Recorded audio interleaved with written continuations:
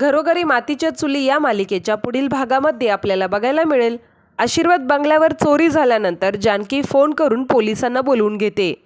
Police घरात आल्यानंतर विचारतात, ह्या घरामध्ये चोरी झाले तर?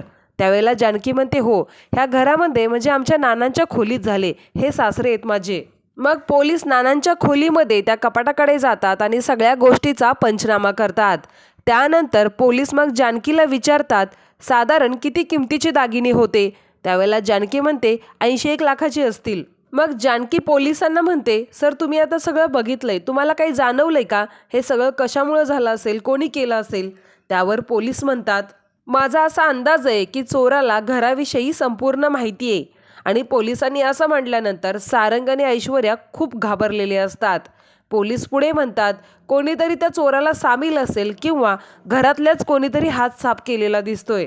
पोलिसांनी असं बोलल्यानंतर सारंगला घाम फुटलेला असतो आणि ऐश्वर्या सुद्धा घाबरलेली असते. आणि घरातल्याच कोणीतरी केलेलं असू शकतं असं पोलिसांनी म्हटल्यानंतर बाकीचे सगळेजण पण खूपच शॉक होतात.